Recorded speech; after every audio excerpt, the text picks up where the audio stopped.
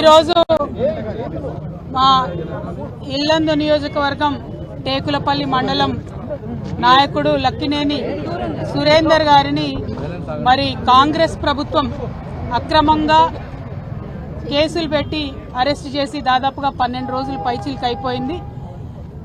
ఏ కారణం లేకుండా కేవలం ప్రజాక్షేత్రంలో ప్రభుత్వం యొక్క పనితీరును ఎండగడుతున్నటువంటి నాయకులను టార్గెట్ చేస్తూ ప్రజాక్షేత్రంలో ప్రభుత్వం యొక్క వైఫల్యాలకు సంబంధించి ప్రశ్నిస్తున్నటువంటి నాయకులను టార్గెట్ చేస్తూ ఎస్సీ ఎస్టీ అట్రాసిటీ చట్టాన్ని ప్రభుత్వమే దుర్వినియోగం చేస్తూ లేనిపోని కేసులు బనాయిస్తూ కేసీఆర్ గారి సైనికులందరినీ కట్టడి చేసేటటువంటి ప్రయత్నం ఈ కాంగ్రెస్ ప్రభుత్వం చేస్తా ఉన్నది. కేసీఆర్ ని కట్టడి చేయడం, కేసీఆర్ సైన్యాన్ని కట్టడి చేయడం ఎవరి వల్ల కూడా కాని పని అన్న విషయం ఇప్పుడు కాంగ్రెస్ ప్రభుత్వం తెలుసుకోవాల్సినటువంటి అవసరం ఉన్నది. మీరు ఒక్కరిని ఇద్దరిని ముగ్గురిని జైళ్లలో పెట్టొచ్చు, కానీ మీ వైఫల్యాల్ని ప్రశ్నించకుండా మాత్రం మమ్మల్ని ఆపలేరు.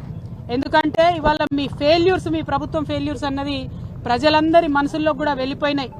ఇవాళ రైతు బంధు రాని రైతులు కావచ్చు, రైతు భరోసా రాని రైతులు కావచ్చు, పొలాలు ఎండిపోయినటువంటి రైతులు కావచ్చు, రేషన్ కార్డులు రానటువంటి వాళ్ళు కావచ్చు, ఏమాత్రం మీరు చెప్పినటువంటి ఒక్క పథకం రాని మహిళలు కావచ్చు, విషాహారం తిని చనిపోతున్నటువంటి విద్యార్థులు కావచ్చు, ఉద్యోగాలు రాని యూనివర్సిటీ పిల్లలు కావచ్చు, మీ యొక్క మాటలన్నీ కూడా ఉట్టి మాటలే, దొంగ మాటలే అని తెలిసిపోయింది. ఇవాళ 14 నెలల మీ ప్రభుత్వంలో ఈ రాష్ట్రానికి మీరు వెలగబెట్టింది ఏమీ లేదు అన్న విషయం ప్రజలకు స్పష్టమైపోయింది. ఇవాళ ఆ భయంతోనే మీరు ఎవరిని ప్రశ్నిస్తే వాళ్లను కేసులు పెట్టి జైళ్లలో పెడుతున్నటువంటి పరిస్థితి తెలంగాణ రాష్ట్రంలో కనబడతా ఉన్నది.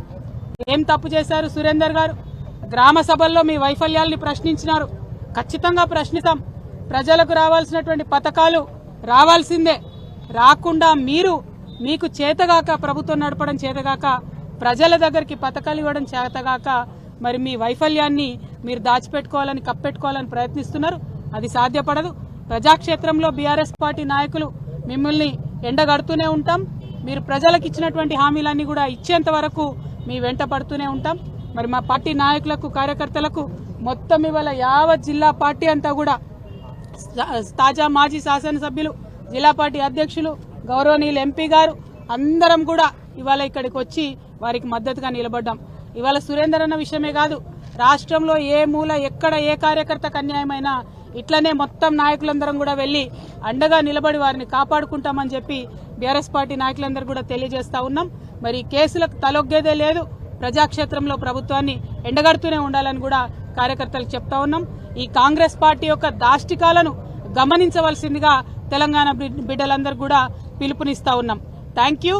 జై తెలంగాణ, జై కేసీఆర్. కేసీఆర్ గారి నాయకత్వం, కేసీఆర్ గారి నాయకత్వం. జై బీఆర్ఎస్.